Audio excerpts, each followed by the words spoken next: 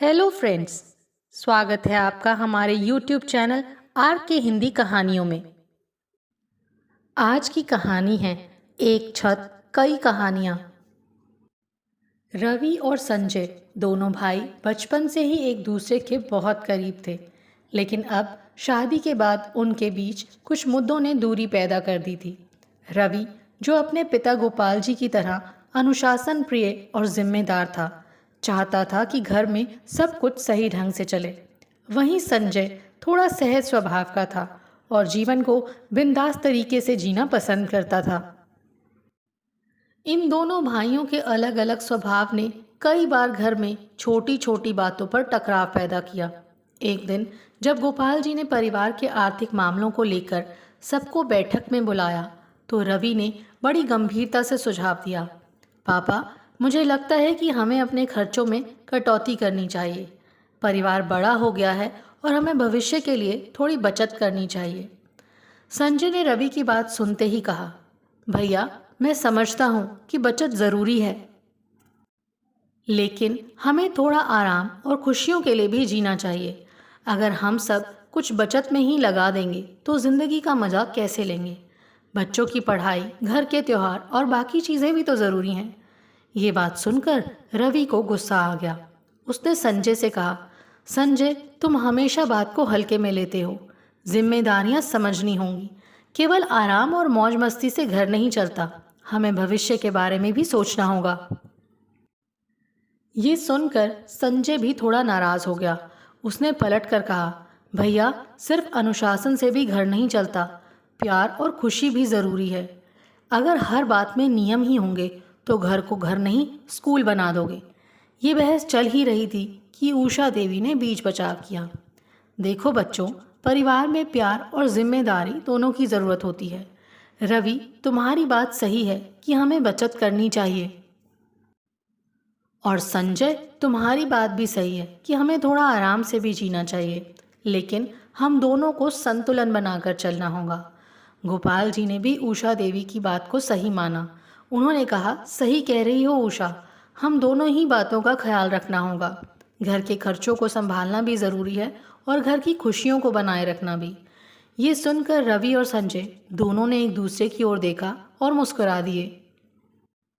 दोनों को एहसास हुआ कि परिवार को साथ लेकर चलने के लिए समझदारी और संतुलन की ज़रूरत होती है।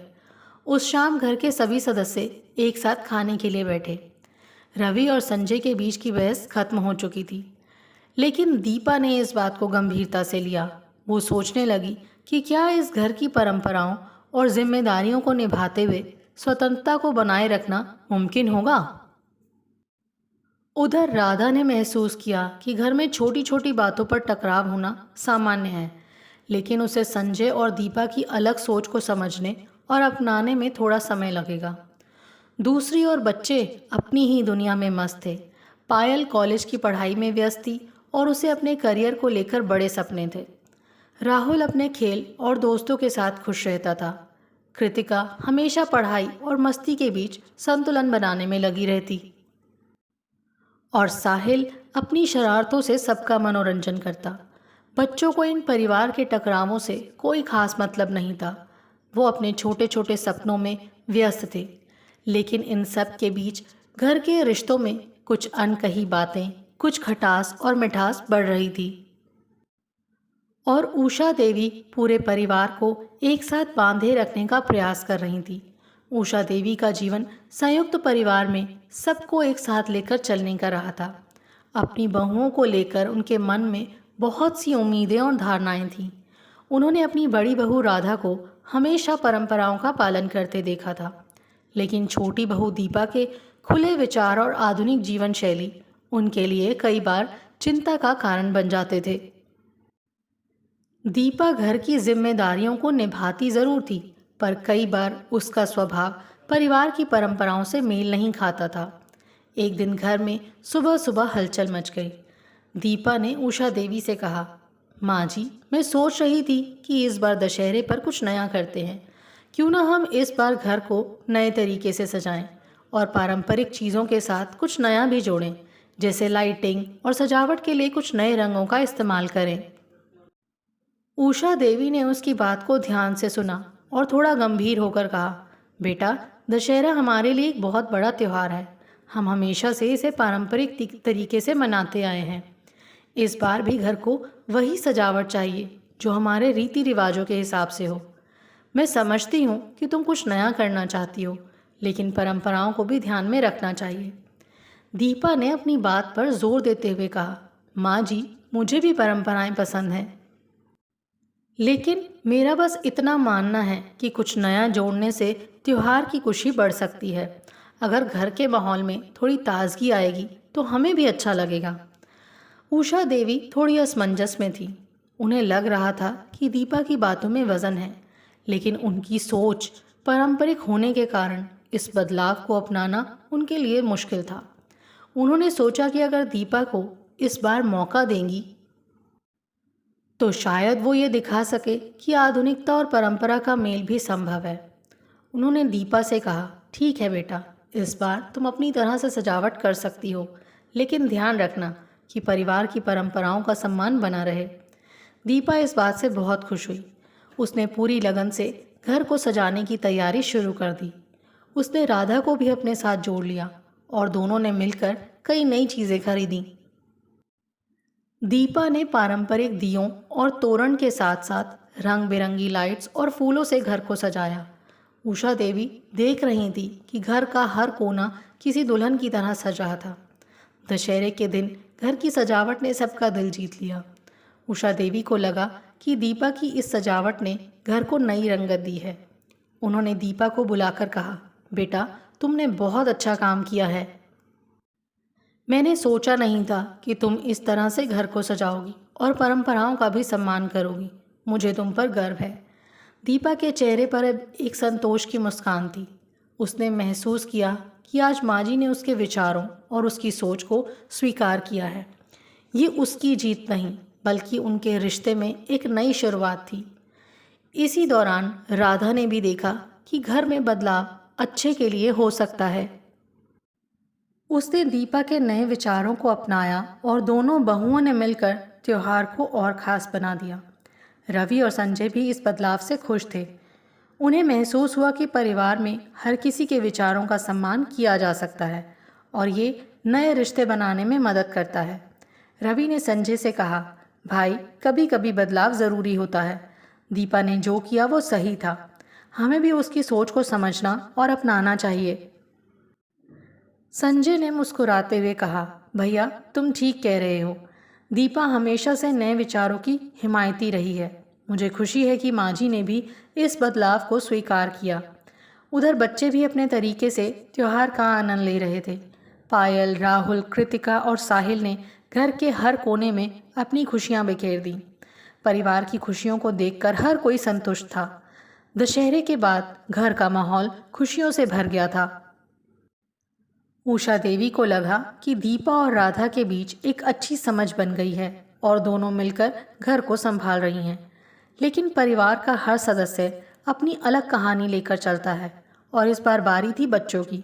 पायल, राहुल, कृतिका और साहिल, इन चारों के बीच आपसी प्यार तो बहुत था, लेकिन उनकी छोटी छोटी तकरारें और अनबन भी अक्सर माहौल को बदल देती थी। पायल सबसे बड़ी थी, कॉलेज में पढ़ती थी और अपने करियर को लेकर बहुत गंभीर थी। उसे लगता था कि घर में उसकी बातों को उतनी गंभीरता से नहीं लिया जाता जितना कि लिया जाना चाहिए। कृतिका और साहिल भी उसे कभी कभी चिढ़ाते थे, जिससे पायल को लगता था कि वो उसकी भावनाओं को नहीं समझते। एक दिन पायल अपने कॉलेज का एक महत्वपूर्ण प्रोजेक्ट बना रही थी। उसे इस काम के लिए पूरे घर में शांति चाहिए थी। लेकिन साहिल और राहुल अपनी शरारतों में मस्त थे और ज़ोर ज़ोर से हंसते हुए दौड़ भाग कर रहे थे। कृतिका भी उनके साथ थी और तीनों घर में शोर मचा रहे थे। पायल ने कई बार उन्हें चुप रहने को कहा, लेकिन कोई भी सुनने को तैयार नहीं था। अचानक पायल का गुस्सा फूट पड़ा। उसने ज़ोर से चिल्लाते हुए कहा, क्या तुम लोग मेरी बात कभी सुन नहीं सकते? मुझे इस प्रोजेक्ट के लिए काम करना है और तुम सब बस मस्ती करने में लगे हो। मुझे थोड़ी शांति चाहिए। राहुल, जो अपनी मस्ती में मग्न था, पायल की बात सुनते ही नाराज़ हो गया। उसने जवाब दिया, तुम्हें हमेशा शांति चाहिए होती है। हम घर में भी हंसी मजाक नहीं कर सकते? तुम हमेशा हमें रोकती हो। हम बच्चे हैं और मस्ती करना हमारा हक है। साहिल ने भी राहुल का समर्थन करते हुए कहा, हाँ दीदी, आपको हमारी मस्ती से क्या दिक्कत है? हमेशा हमें डांटती रहती हो। ये बात सुनकर पायल का गुस्सा और बढ़ गया। उसे लगा कि उसके भाई बहन उसकी भावनाओं को कभी नहीं समझते। वो गुस्से में अपने कमरे में चली गई और दरवाज़ा बंद कर लिया। इस शोर शराबे को सुनकर उषा देवी किचन से बाहर आई और उन्होंने कृतिका से पूछा, क्या हुआ बेटा, क्यों झगड़ा हो रहा है? कृतिका ने सारी बात उषा देवी को बता दी। उषा देवी ने महसूस किया कि पायल के मन में एक नाराज़गी है और उसे समझने की ज़रूरत है। उस शाम जब सब लोग खाने की टेबल पर बैठे थे, तब भी पायल का चेहरा उतरा हुआ था। उषा देवी ने उसे प्यार से बुलाया और कहा, बेटा क्या बात है, तुम इतनी नाराज़ क्यों हो? भाई बहन के झगड़े होते रहते हैं, लेकिन हमें अपने रिश्तों को समझना भी चाहिए। पायल ने उदास मन से कहा, दादी, मुझे बस ये लगता है कि मेरे भाई बहन मेरी बात कभी समझते ही नहीं। मुझे अपने काम के लिए शांति चाहिए थी और उन्होंने मेरी बात नहीं सुनी। हर बार मुझे ही चुप रहना पड़ता है। उषा देवी ने उसकी बात को बहुत ध्यान से सुना। उन्होंने पायल का हाथ थामा और कहा, बेटा तुम सबसे बड़ी हो, इसलिए तुम्हें थोड़ी समझदारी दिखानी होगी।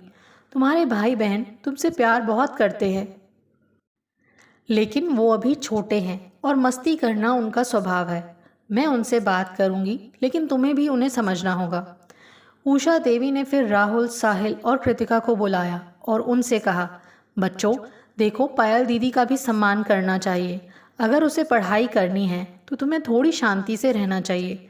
मस्ती करना ठीक है, लेकिन अपने घर के माहौल का भी ख्याल रखना ज़रूरी है। राहुल और साहिल ने शर्मिंदा होकर कहा, दादी हमें समझ नहीं थी कि हमारी मस्ती दीदी के लिए परेशानी बन रही है। हम अब ध्यान रखेंगे।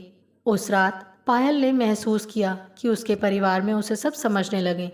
उसे ये भी समझ में आया कि भाई बहन में तकरार होती है, लेकिन प्यार भी उतना ज़रूरी है। अगले दिन राहुल और साहिल ने पायल के लिए एक प्यारा सा कार्ड बनाया, जिसमें लिखा था, दीदी हमें माफ़ करना, हम आपको तंग नहीं करेंगे और आपके प्रोजेक्ट में भी मदद करेंगे। ये देखकर पायल की आंखों में खुशी के आंसू आ गए। उसने अपने दोनों भाइयों को गले लगा लिया और उन्हें माफ़ कर दिया। इस घटना के बाद बच्चों के रिश्ते और भी गहरे हो गए। अब पायल ने भी अपनी पढ़ाई और परिवार के बीच संतुलन बनाना सीख लिया था। त्योहार का मौसम आने वाला था और पूरे घर में तैयारियां जोरों पर थीं। उषा देवी और गोपाल जी के लिए ये साल का सबसे खास समय होता था। दिवाली का त्यौहार आने वाला था और घर को रोशनी और खुशियों से भर देने के लिए सब एकजुट हुए थे। राधा, दीपा और बच्चों ने मिलकर घर को सजाने का जिम्मा संभाल लिया। राधा और दीपा ने मिलकर तय किया कि इस बार घर को पारंपरिक तरीके से सजाया जाएगा। दिए, फूल, रंगोली और रंग बिरंगी रोशनी से घर को संवारने की योजना बनी। लेकिन दीपा ने सोचा कि कुछ नई सजावट भी लाई जाए ताकि घर में एक नया उत्साह भरा जा सके। उसने राधा से कहा, भाभी क्यों ना इस बार कुछ खास और मॉडर्न सजावट लाएं। घर को लाइट्स और नई रंगोली डिज़ाइन से सजाने की कोशिश करें।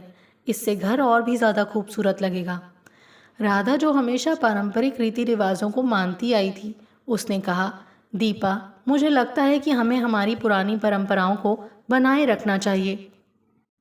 मॉडर्न सजावट तो अच्छी बात है, लेकिन अगर घर को दियों और फूलों से सजाएंगे तो त्यौहार की असली खुशी महसूस होगी। दोनों बहुओं के बीच ये बातचीत आगे बढ़ती रही और फिर बहस का रूप ले लिया। राधा को लगा कि दीपा हमेशा कुछ अलग करने की कोशिश करती है और पारंपरिक रीति रिवाजों को पूरी तरह अपनाने में दिलचस्पी नहीं दिखाती। वहीं दीपा को ये महसूस हुआ कि राधा उसे अपनी स्वतंत्रता के अनुसार घर सजाने का मौका नहीं देती। ये तनाव कुछ देर तक चलता रहा और घर का माहौल थोड़ा गर्म हो गया। उषा देवी ने जब ये देखा तो वो बीच में आई और दोनों को समझाया, राधा, दीपा, मुझे पता है कि तुम दोनों घर को अच्छे से सजाना चाहती हो, लेकिन त्योहारों का असली मकसद खुशी लाना है, ना कि किसी बात पर लड़ाई करना। राधा, अगर दीपा कुछ नया करना चाहती है तो उसे करने दो और दीपा, तुम्हें भी ये समझना होगा कि हमारी परंपराओं का आदर करना ज़रूरी है। हम दोनों ही चीज़ें मिलाकर घर को सजाएंगे। राधा और दीपा दोनों ने उषा देवी की बात मानी और अपने मतभेदों को एक ओर रख दिया। उन्होंने मिलकर घर को सजाने की जिम्मेदारी निभाई। दीपा ने कुछ नई लाइट्स और सजावटें बाजार से लाई, जबकि राधा ने पारंपरिक दियों और रंगोली की व्यवस्था की। जब सजावट का काम पूरा हुआ तो घर सचमुच किसी सपने जैसा लग रहा था। रंग बिरंगी लाइट्स और दियों की रोशनी ने पूरे घर को जगमग कर दिया। घर के हर कोने में खुशियों की महक फैल गई। रवि और संजय ने भी घर के इस बदले हुए रूप को देखा और दोनों बहुत खुश हुए। रवि ने दीपा से कहा, तुम्हारी सजावट सच में बहुत खूबसूरत है, घर को नया रूप दे दिया। वहीं संजय ने राधा की तारीफ करते हुए कहा, और तुम्हारी पारंपरिक सजावट ने घर को वो गर्माहट दी है जो हर त्योहार में होनी चाहिए। उषा देवी ने सबको एक साथ हंसते मुस्कुराते देखा तो उन्हें संतोष हुआ कि उनके परिवार के सभी सदस्य मिलकर एक दूसरे के विचारों और भावनाओं को समझते हैं। उन्होंने गोपाल जी से कहा, देखिए ना, घर के हर सदस्य ने मिलकर इस त्योहार को और भी खास बना दिया है। यही तो असली खुशी होती है, जब हर कोई एक दूसरे के साथ मिलकर कुछ अच्छा करे। गोपाल जी ने भी उषा देवी की बात से सहमति जताई और पूरे परिवार को एक साथ बैठकर मिठाइयाँ खाने का निमंत्रण दिया। सब लोग एक दूसरे के साथ मिलकर त्योहार की खुशियाँ बांटने लगे। बच्चों ने भी अपने तरीके से घर को और भी खूबसूरत बनाया। पायल ने खूबसूरत रंगोली बनाई और राहुल और साहिल ने दियों की सजावट की और कृतिका ने मिठाइयाँ बनाकर सबका दिल जीत लिया। उस रात जब सब लोग एक साथ मिलकर दियों की रोशनी में बैठे थे तो हर कोई खुश और संतुष्ट था। राधा और दीपा ने भी ये महसूस किया कि परिवार में सभी के विचारों का सम्मान होना चाहिए और प्यार से हर मतभेद को सुलझाया जा सकता है। त्योहार ने एक बार फिर इस परिवार को एकता के धागे से बांध दिया था। सभी के रिश्ते और भी गहरे हो गए थे और परिवार ने मिलकर ये साबित कर दिया कि साथ मिलकर काम करने से हर त्योहार और भी खास हो सकता है। त्योहारों के बीतने के बाद घर का माहौल शांत हो गया था। सभी अपने अपने काम में व्यस्त हो गए थे, लेकिन एक नया संघर्ष घर के भीतर चुपचाप जन्म ले रहा था।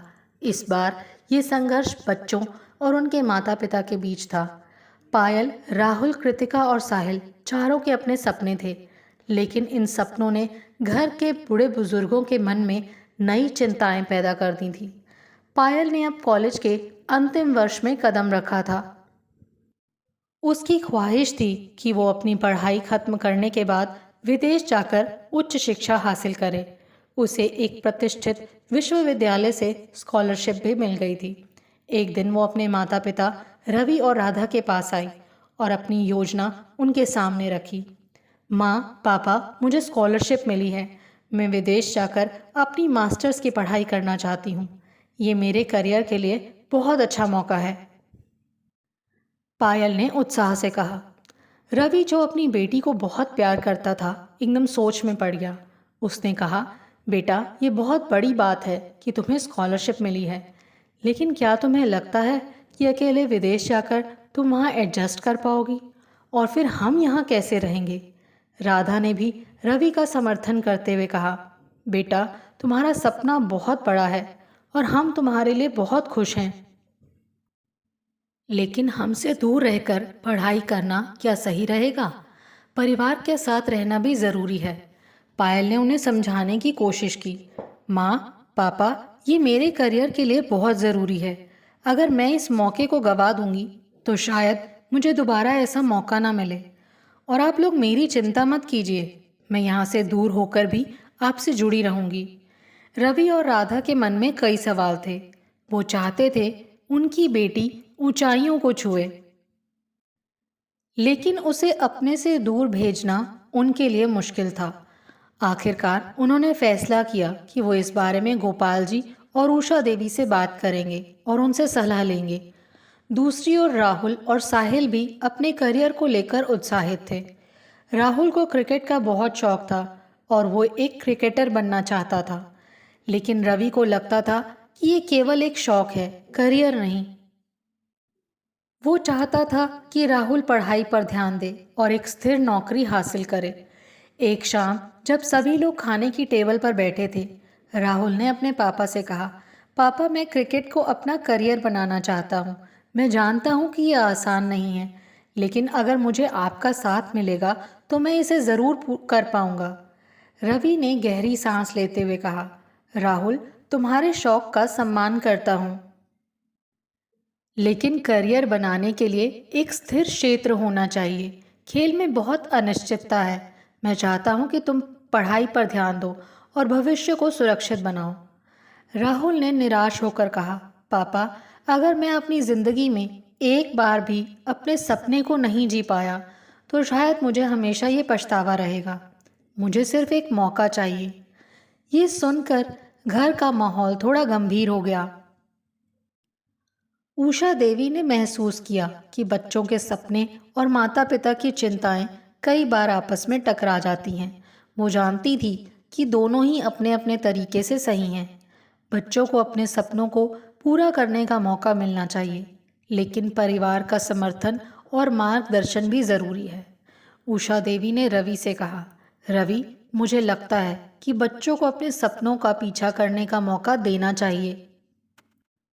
हाँ, ये ज़रूरी है कि वो अपने फैसले सोच समझ कर लें, लेकिन हम उनका साथ देंगे तो ही वो सही दिशा में आगे बढ़ पाएंगे। रवि ने इस बात पर विचार किया। उसने देखा कि पायल और राहुल दोनों ही अपने सपनों को लेकर बहुत उत्साहित हैं। राधा ने भी उषा देवी की बात मानी और कहा, माँ जी, आप सही कह रही हैं, हमें बच्चों का साथ देना चाहिए। हम उन पर भरोसा करेंगे तभी तो वो अपने सपनों को जिम्मेदारी के साथ निभा सकेंगे। इस तरह पायल और राहुल को अपने अपने सपनों को पूरा करने का मौका मिल गया। पायल ने अपने माता पिता के समर्थन से विदेश जाने की तैयारी शुरू की और राहुल को अपने क्रिकेट करियर को आगे बढ़ाने की अनुमति मिल गई। साहिल और कृतिका ने भी इस बातचीत से बहुत कुछ सीखा। उन्होंने महसूस किया कि परिवार में सपनों और जिम्मेदारियों के बीच संतुलन बनाना ज़रूरी होता है। साहिल ने कृतिका से कहा, दीदी, अगर हम सही दिशा में अपने सपनों के लिए मेहनत करें तो माँ पापा हमारा साथ ज़रूर देंगे। बस हमें उन्हें अपने विश्वास में लेना होगा। बच्चों के सपनों को लेकर परिवार में जो चर्चा हुई थी, उससे घर में एक नई ऊर्जा आ गई थी। पायल अपने विदेश जाने की तैयारियों में व्यस्त थी और राहुल अपने क्रिकेट करियर को गंभीरता से आगे बढ़ाने की कोशिश कर रहा था। घर के बड़े बुजुर्गों ने भी अपने बच्चों के सपनों का साथ देने का फैसला किया था, लेकिन रिश्तों की परीक्षा अभी पूरी नहीं हुई थी। एक दिन घर में अचानक एक अप्रत्याशित घटना घटी। गोपाल जी, जो परिवार के मुखिया थे और हमेशा अपने अनुशासन और ताकत के लिए जाने जाते थे, अचानक सीढ़ियों से गिर गए। पूरा परिवार एकदम घबरा गया। रवि और संजय ने तुरंत अपने पिता को अस्पताल पहुंचाया। उषा देवी की आंखों में आंसू थे और वो लगातार प्रार्थना कर रही थी कि गोपाल जी जल्दी ठीक हो जाएं। डॉक्टर ने जांच करने के बाद बताया कि गोपाल जी के पैर में फ्रैक्चर हो गया है और उन्हें कम से कम 1 महीने तक आराम करना होगा। ये खबर सुनकर परिवार में सब लोग चिंतित हो गए। सभी ने मिलकर उनके इलाज और देखभाल का जिम्मा उठाने का फैसला किया। राधा और दीपा ने मिलकर ये तय किया कि घर के कामकाज के साथ साथ वो बारी बारी से उषा देवी के साथ गोपाल जी की देखभाल भी करेंगी। इस स्थिति ने परिवार के सभी सदस्यों को एकजुट कर दिया। सबने मिलकर एक दूसरे का साथ दिया और एक दूसरे का सहारा बने। बच्चों ने भी अपनी मस्ती को थोड़ा कम किया और अपने दादाजी की देखभाल में शामिल हो गए। पायल, राहुल, कृतिका और साहिल ने मिलकर ये तय किया कि वो घर के छोटे छोटे काम संभालेंगे ताकि घर की बड़ी जिम्मेदारियां संभाल रहे परिवार के बड़े सदस्यों को आराम मिल सके। गोपाल जी, जो हमेशा अपने परिवार को अनुशासन में बांधे रखते थे, अब खुद को कमज़ोर और बेबस महसूस कर रहे थे। उन्हें ये बात बहुत खल रही थी कि वो अब अपने परिवार की मदद नहीं कर सकते। लेकिन जब उन्होंने देखा कि उनका पूरा परिवार उनकी देखभाल में लगा हुआ है, तो उनके मन में एक अलग तरह की संतुष्टि आई। एक रात जब सभी लोग गोपाल जी के कमरे में इकट्ठा हुए थे, उन्होंने सभी को बुलाया और कहा, मुझे पता है कि ये समय हम सबके लिए कठिन है। मैं हमेशा इस परिवार को अनुशासन में बांध कर रखने की कोशिश करता रहा हूँ, लेकिन आज मैं देख रहा हूँ कि इस परिवार की असली ताकत प्यार और एकजुटता है। आप सबने जो मेरे लिए किया है, उसका मैं हमेशा ऋणी रहूंगा। रवि ने अपने पिता का हाथ थामा और कहा, पापा, आपने हमें हमेशा ये सिखाया है कि परिवार ही सबसे बड़ी पूंजी है। आज हम सब मिलकर आपको ये दिखा रहे हैं कि आपके दिए हुए संस्कार कितने गहरे हैं। उषा देवी ने भी भावुक होकर कहा, आप सबकी वजह से ही आज हमारा परिवार इतना मजबूत है। हमारे बीच कुछ भी हो जाए, लेकिन जब हम सब साथ खड़े होते हैं तो कोई भी मुश्किल हमें हरा नहीं सकती। इस दौरान राधा और दीपा ने अपनी सास और अपने रिश्ते के बीच एक और कदम बढ़ाया। दोनों बहुओं ने मिलकर हर छोटी बड़ी जिम्मेदारी को निभाया और घर के माहौल को खुशहाल बनाए रखा। राधा ने दीपा को नए नए पकवान सिखाए और दीपा ने अपनी नई सोच और खुले विचारों से घर के कामों में रचनात्मकता लाने की कोशिश की। दोनों ने मिलकर यह साबित कर दिया कि जब बहुएं एक दूसरे का साथ दें और एक दूसरे को समझें, तो कोई भी परिवार खुशहाल रह सकता है। बच्चों ने भी इस समय का बहुत अच्छा उपयोग किया। पायल ने घर के कामों में अपनी भूमिका निभाई। राहुल ने अपने दादाजी को अपने क्रिकेट के किस्से सुनाए और उनका मन बहलाया। कृतिका ने अपनी पढ़ाई के साथ साथ घर के छोटे छोटे काम संभाले और साहिल ने अपनी शरारतें छोड़कर सबकी मदद की। कुछ ही हफ्तों में गोपाल जी की तबीयत में सुधार होने लगा। उनका पैर धीरे धीरे ठीक होने लगा और वो फिर से अपने परिवार के साथ मिलकर बैठने लगे। उन्होंने महसूस किया कि परिवार में प्यार और साथ ही सबसे बड़ी ताकत होती है। एक दिन जब परिवार के सभी सदस्य एक साथ बैठे थे, गोपाल जी ने सबको संबोधित करते हुए कहा, मैं हमेशा ये मानता था कि अनुशासन ही परिवार को बांध कर रखता है, लेकिन आज मैंने देखा कि प्यार, समझ और एक दूसरे के लिए किया गया त्याग ही असली ताकत है। मुझे गर्व है कि मेरा परिवार इतना मजबूत और एकजुट है। इस घटना ने परिवार के सभी सदस्यों के बीच दूरियों को मिटा दिया। सभी ने ये सीखा कि रिश्ते केवल अनुशासन से नहीं, बल्कि प्यार और एक दूसरे की देखभाल से बनाए जाते हैं। अब परिवार में फिर से खुशियों की बयार बहने लगी थी। हर कोई अपनी जिम्मेदारियां निभा रहा था, लेकिन साथ ही अपने रिश्तों में भी मिठास घोलने की कोशिश कर रहा था। संयुक्त परिवार के इस सफ़र में अब एक नई शुरुआत हो चुकी थी। हर रिश्ता मजबूत था, हर दिल में प्यार भरा हुआ था और हर सदस्य एक दूसरे के साथ खड़ा था। गोपाल जी के स्वास्थ्य में सुधार होने लगा था, लेकिन अब जब परिवार एक स्थिर स्थिति में आ चुका था, तो दीपा ने सोचा कि उसे अपनी पढ़ाई और करियर को आगे बढ़ाने का मौका मिलना चाहिए। दीपा ने ये बात सबसे पहले संजय से साझा की। संजय ने उसकी बात ध्यान से सुनी और कहा, दीपा, मैं तुम्हारे सपनों का सम्मान करता हूँ। अगर तुम अपने करियर को आगे बढ़ाना चाहती हो तो मैं तुम्हारा पूरा साथ दूंगा, लेकिन एक बात ध्यान में रखना, घर की जिम्मेदारियां भी हमें निभानी होंगी। संजय का समर्थन पाकर दीपा बहुत खुश हुई। उसे लगा कि वो परिवार और अपने सपनों के बीच एक संतुलन बना सकती है। उसने अपने सास ससुर को भी इस बारे में बताने का फैसला किया। उषा देवी, जो हमेशा से अपनी बहुओं को परिवार में सबसे ज़्यादा ध्यान देने वाली महिला के रूप में देखती थी, दीपा के इस फैसले से थोड़ी चिंतित हो गई। उन्होंने सोचा कि अगर दीपा काम पर जाएगी तो घर के कामकाज का क्या होगा? क्या वो परिवार की जिम्मेदारियों को निभा पाएगी? दीपा ने उषा देवी से कहा, माँ जी, मैंने बहुत सोच समझकर ये फैसला लिया है। मैं घर की जिम्मेदारियों के साथ साथ अपने करियर को भी संभालना चाहती हूँ। अगर आप मुझे अपना आशीर्वाद देंगी तो मैं बहुत अच्छा महसूस करूँगी। उषा देवी ने दीपा की बात को ध्यान से सुना और कहा, बेटा, मैं तुम्हारी सोच को समझती हूँ। हर किसी का हक होता है कि वो अपने सपनों को पूरा करे। अगर तुम्हारा मन करता है कि तुम अपने करियर को फिर से शुरू करो, तो मैं तुम्हें रोकूंगी नहीं। लेकिन मुझे ये यकीन चाहिए कि तुम घर की जिम्मेदारियों को भी निभाओगी। दीपा ने हिम्मत के साथ कहा, माँ जी, मैं वादा करती हूँ कि मैं घर और काम दोनों को पूरी तरह से संभालूंगी। आपको मुझ पर भरोसा करना होगा। ये बात सुनकर उषा देवी थोड़ी शांत हुई।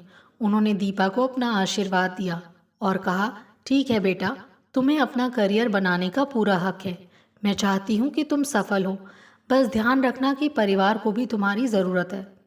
उधर राधा ने भी दीपा के फैसले का समर्थन किया। उसने कहा, दीपा, तुम हमेशा से बहुत मेहनती रही हो। मैं जानती हूँ कि तुम दोनों कामों को संभालने में सक्षम हो। अगर तुम्हें मेरी किसी भी तरह की मदद की ज़रूरत होगी तो मैं हमेशा तुम्हारे साथ हूँ। इस तरह दीपा ने अपने करियर की शुरुआत फिर से की। उसने घर के कामों के साथ साथ अपने काम में भी पूरा योगदान दिया। घर में थोड़ा बदलाव ज़रूर हुआ, लेकिन हर किसी ने मिलकर इस बदलाव को अपनाया। एक दिन दीपा की पहली नौकरी की शुरुआत हुई। उसने सुबह जल्दी उठकर सबके लिए नाश्ता बनाया, घर के ज़रूरी काम निपटाए और फिर ऑफिस जाने के लिए तैयार हो गई। जब वो बाहर जाने लगी तो उषा देवी ने उसे गले लगाकर कहा, बेटा, तुम्हें मेरी ओर से ढेर सारी शुभकामनाएं। मुझे यकीन है कि तुम इस नए सफ़र में ज़रूर सफल होगी। दीपा की आंखों में खुशी और आत्मविश्वास झलक रहा था। उसने अपने सास ससुर और परिवार के सभी सदस्यों का आशीर्वाद लिया और ऑफिस के लिए निकल पड़ी। संजय ने उसे गाड़ी तक छोड़ते हुए कहा, तुम्हें देख मैं बहुत गर्व महसूस कर रहा हूँ। तुमने हमेशा हमारे परिवार को प्राथमिकता दी है और अब बारी तुम्हारे सपनों को पूरा करने की है।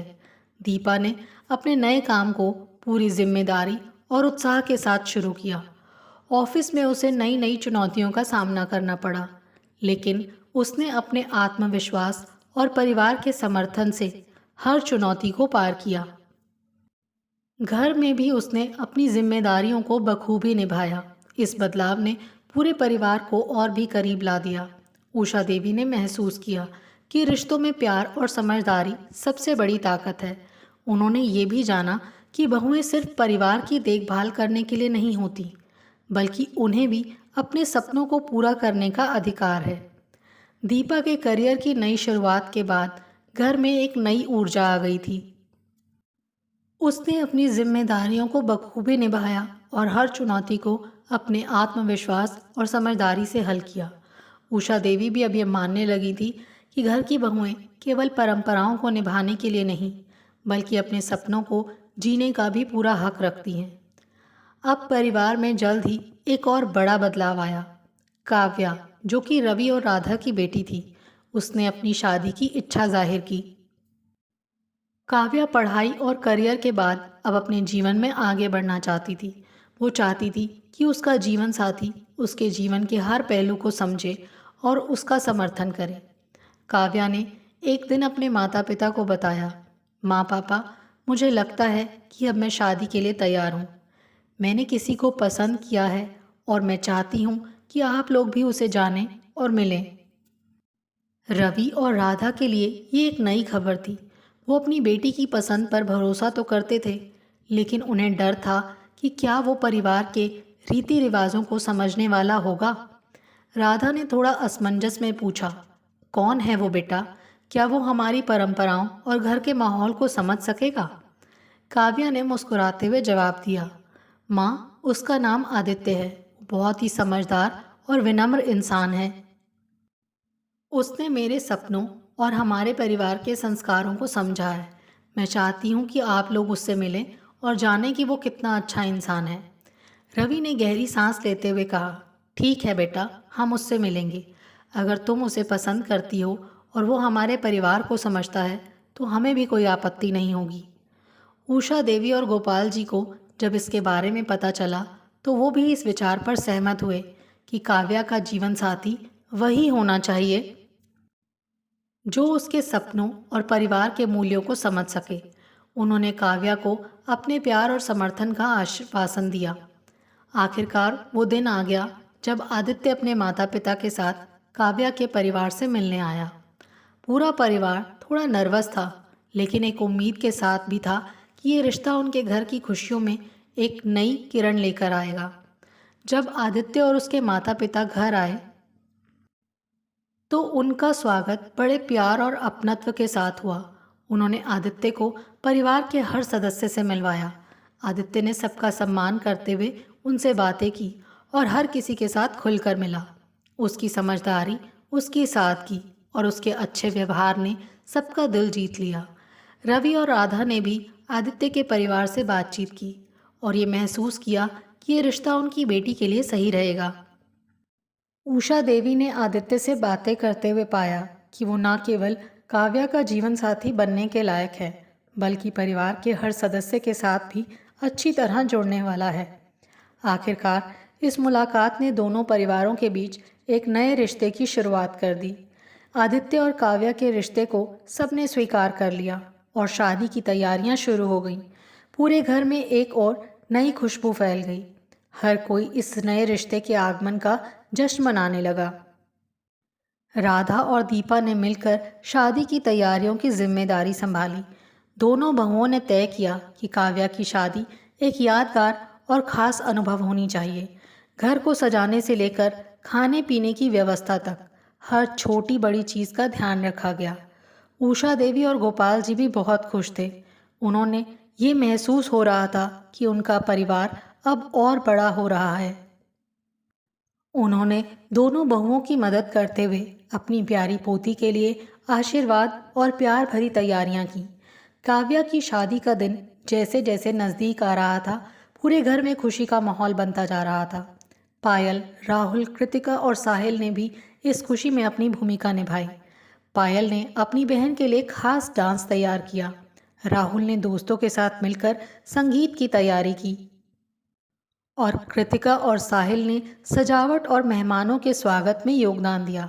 आखिरकार वो दिन भी आ गया जब काव्या और आदित्य ने एक दूसरे को शादी के बंधन में बांधा। सभी ने मिलकर इस नए रिश्ते का स्वागत किया और हर ओर बस खुशियों और हंसी की गूंज सुनाई दी।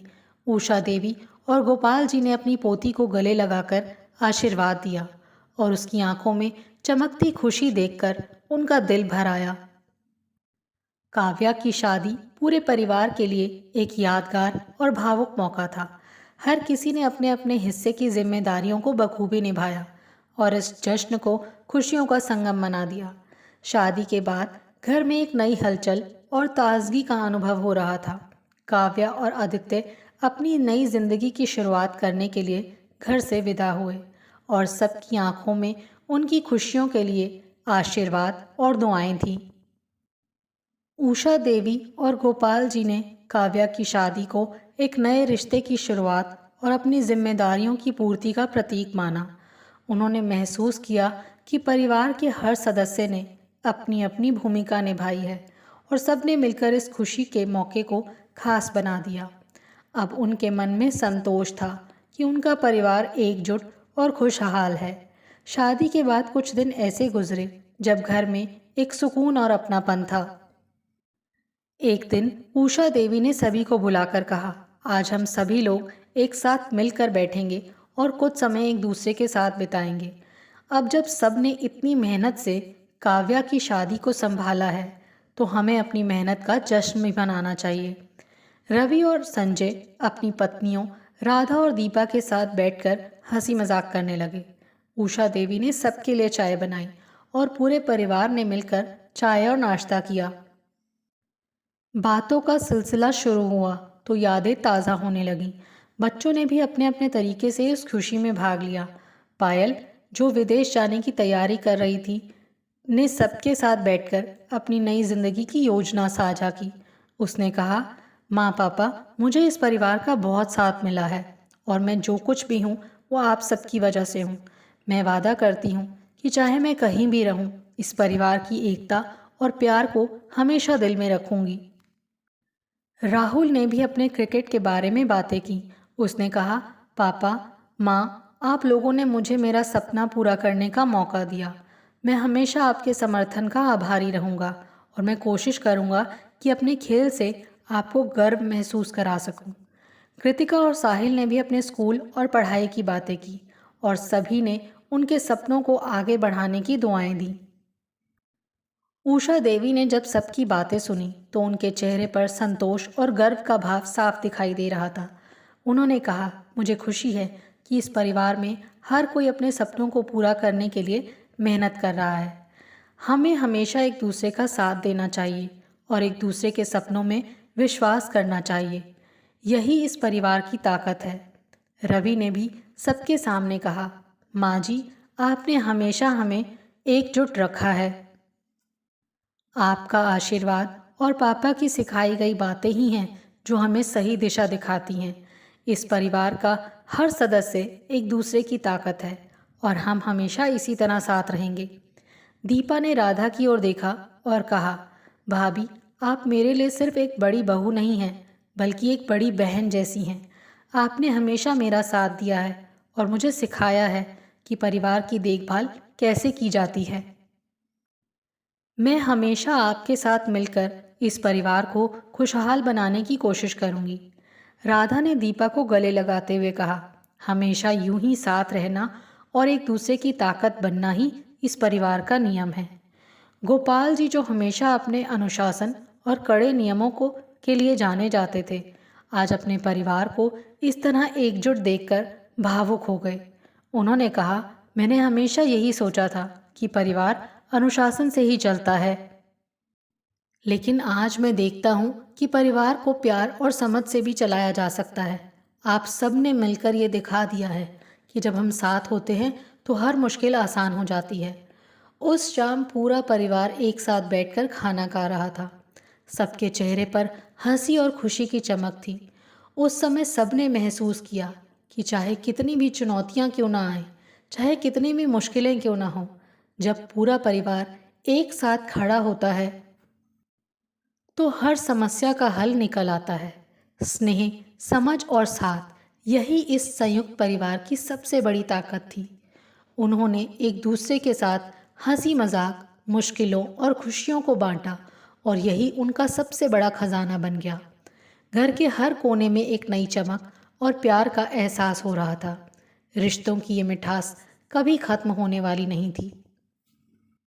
आपको हमारी ये कहानी कैसी लगी, प्लीज़ कमेंट करके ज़रूर बताइए। अगर आप इस चैनल पर नए हैं तो इसे सब्सक्राइब करें और शेयर करें। Thank you.